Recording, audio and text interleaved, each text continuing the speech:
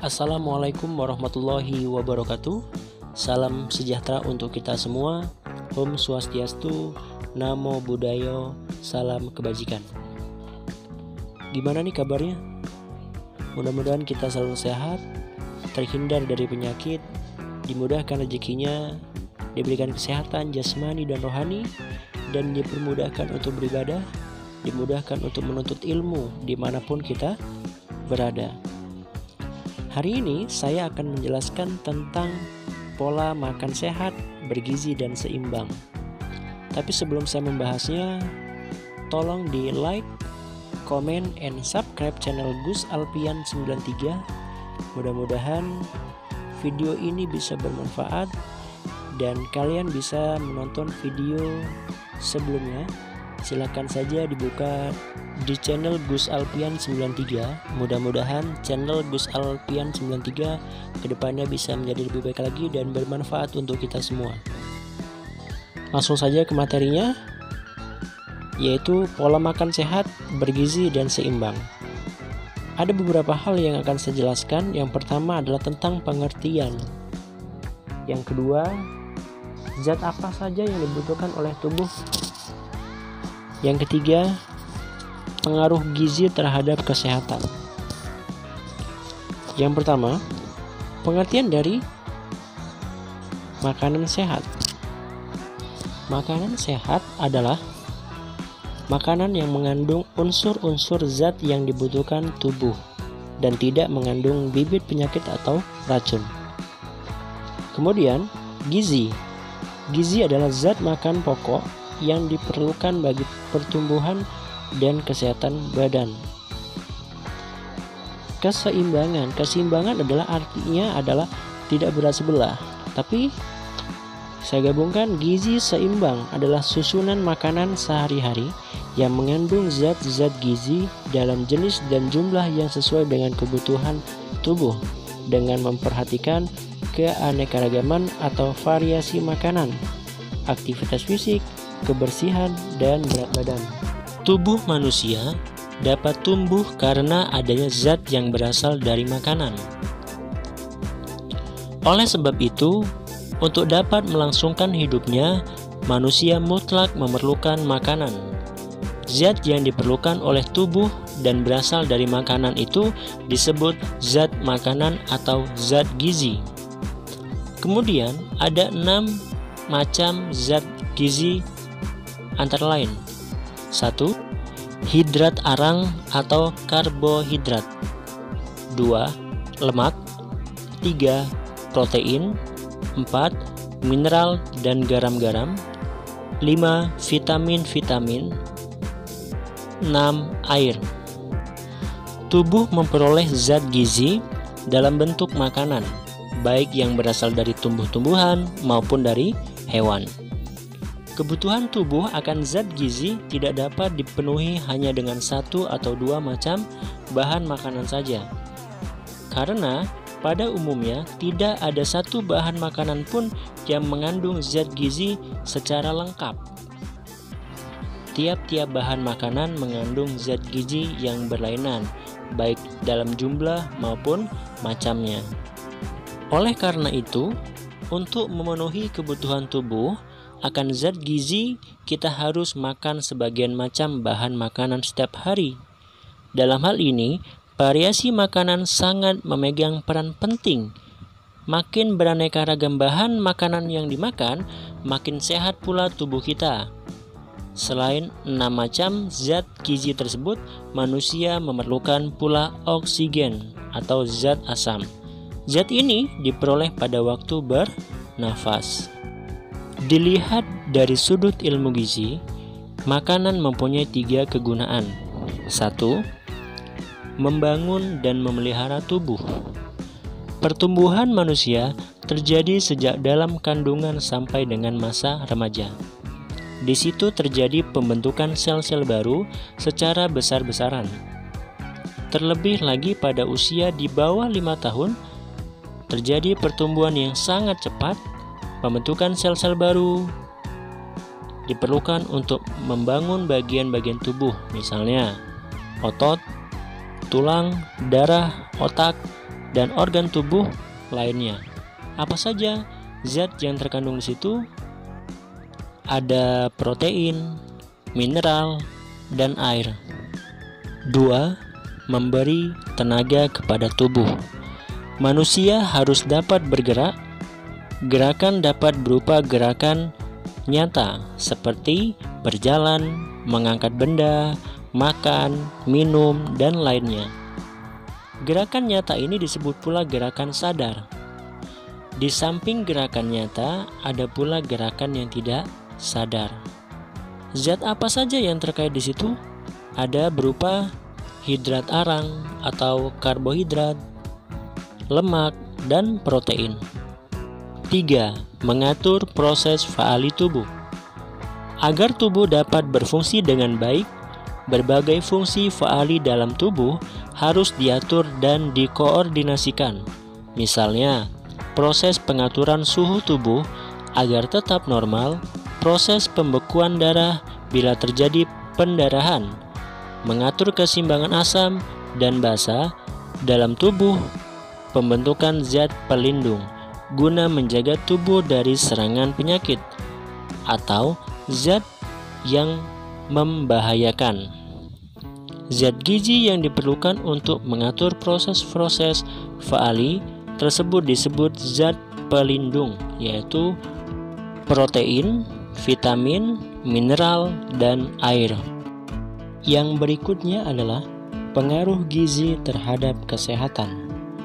Manusia sehat memiliki tubuh yang dapat berfungsi dengan baik, dan dalam jaringan-jaringan tubuhnya tersimpan cadangan zat gizi yang cukup untuk mempertahankan kesehatannya. Cadangan zat gizi akan dipergunakan apabila kebutuhan tubuh akan zat gizi sehari-hari tidak terpenuhi. Sebaiknya, bila konsumsi zat gizi berlebihan, maka kelebihannya tersebut akan ditimbun dalam jaringan-jaringan tubuh dalam batas-batas tertentu. Kemudian, ada beberapa perubahan-perubahan dalam tubuh akibat gizi salah. 1. Pengurangan cadangan. 2. Perubahan-perubahan biokimiawi. 3. Perubahan-perubahan fungsi. 4. Perubahan-perubahan anatomik. Apabila jaringan-jaringan tubuh telah terlalu jenuh akan zat gizi, maka kelebihan zat gizi tersebut tidak dapat lagi ditampung dan akan mengganggu proses dalam tubuh.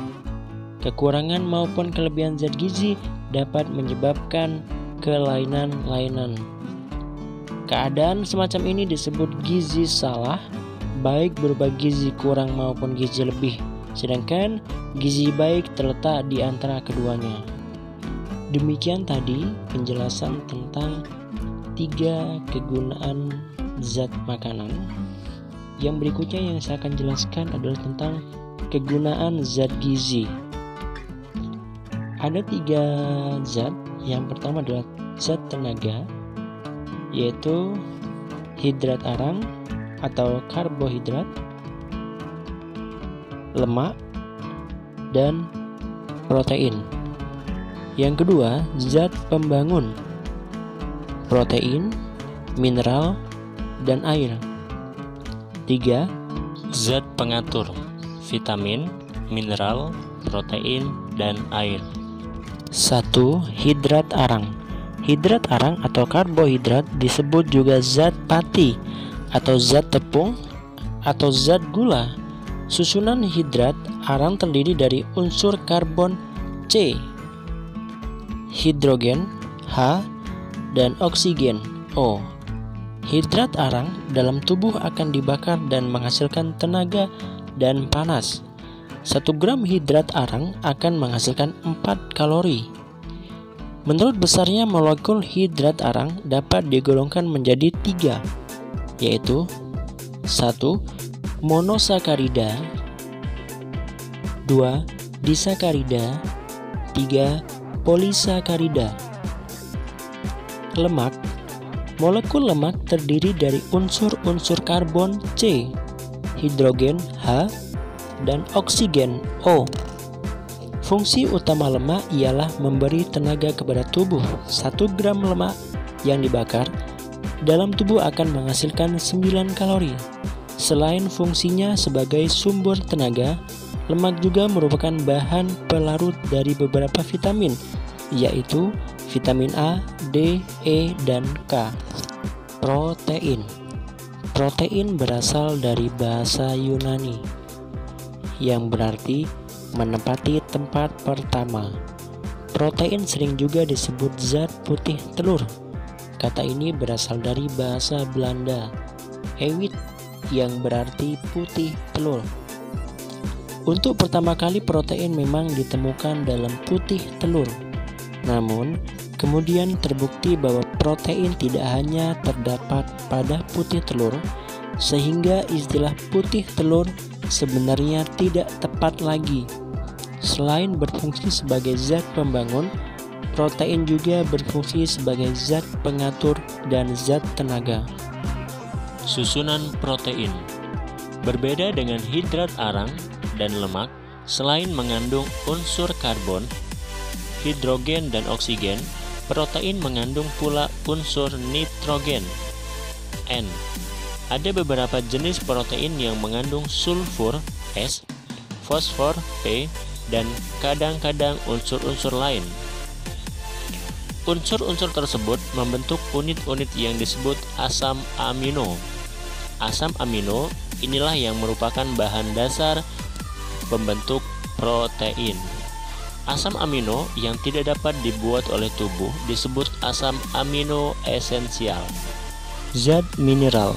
Meskipun mineral hanya dibutuhkan dalam jumlah kecil, tetapi zat ini mempunyai peranan penting dalam berbagai proses tubuh, yaitu sebagai zat pembangun dan zat pengatur. Vitamin ialah zat organik yang dibutuhkan oleh tubuh dalam jumlah yang sangat sedikit. Namun, penting untuk mempertahankan kesehatan tubuh. Fungsi utama vitamin ialah mengatur proses metabolisme protein, lemak, dan hidrat arang. Vitamin A dan D apabila dikonsumsi berlebihan akan berakibat buruk.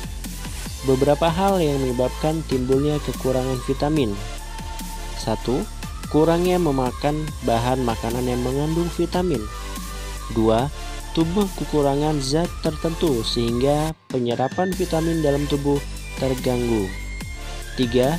Akibat penyakit-penyakit saluran pencernaan, misalnya penyakit disentri atau tipes. Penyerangan zat tertentu dapat tubuh mengalami gangguan. 4. Adanya zat tertentu dalam bahan makanan atau dalam obat yang akan mengganggu penyerapan vitamin tersebut. 5. Dalam tubuh terjadi interaksi dari beberapa vitamin. Kekurangan salah satu vitamin akan menyebabkan terganggunya fungsi vitamin lain. Menurut sifatnya, vitamin dapat digolongkan menjadi 2, yaitu vitamin yang larut dalam lemak, contohnya vitamin A, D, E, dan K, dan vitamin yang larut dalam air, contohnya vitamin B dan C. Yang berikutnya adalah air. Kebutuhan tubuh akan air dapat dikatakan nomor 2 setelah oksigen.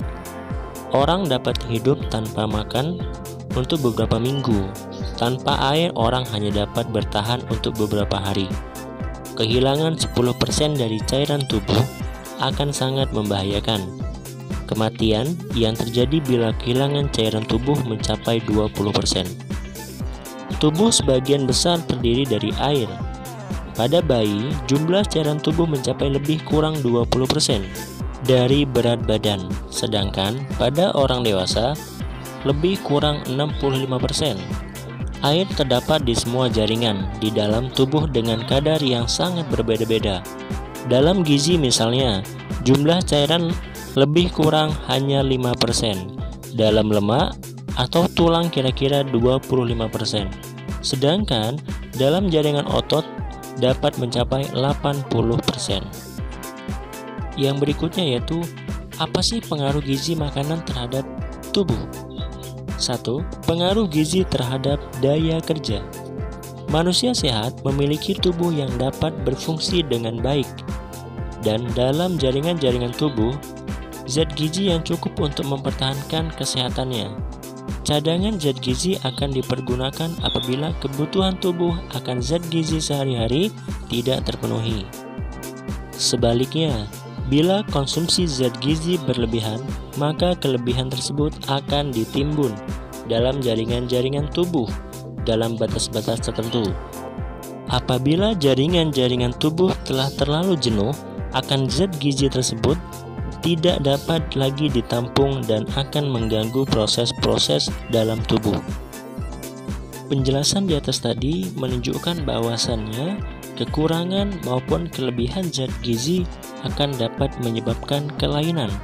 Keadaan semacam ini disebut gizi salah, baik merupakan gizi kurang maupun gizi lebih, sedangkan gizi baik terletak di antara keduanya. 2. Pengaruh gizi terhadap daya tahan. Kelainan gizi yang berat sering berakibat timbulnya suatu penyakit infeksi. Sebaliknya, penyakit infeksi akan mudah menyerang apabila dalam keadaan gizi kurang. Demikianlah akan terjadi sebab akibat yang timbal baliknya antara gizi kurang dan penyakit infeksi. Pada waktu sakit, tubuh memerlukan zat gizi dalam jumlah yang lebih banyak daripada biasanya. Sedangkan pada umumnya, waktu sakit kita kurang mempunyai nafsu makan untuk memenuhi kebutuhan zat gizi yang meningkat. Maka, cadangan zat gizi dalam tubuh akan terpakai. 3. Pengaruh gizi terhadap pertumbuhan jasmani dan mental. Gizi kurang yang timbul pada masa kanak-kanak selain akan menyebabkan gangguan pertumbuhan jasmani, juga akan menyebabkan gangguan perkembangan mental. Seseorang yang menderita gizi kurang pada masa kanak-kanak, setelah mencapai dewasa, tubuhnya tidak akan mencapai tinggi yang seharusnya dapat dicapai. Selain itu, jaringan-jaringan ototnya juga kurang dapat berkembang di samping menyangkut pertumbuhan fisik, tingkat kecerdasan, dan perkembangan. Gimana setelah mendengar penjelasan dari makanan sehat, bergizi, dan seimbang? Mudah-mudahan semuanya bisa paham. Kalaupun memang belum paham, silahkan kalian dengarkan lagi dari awal.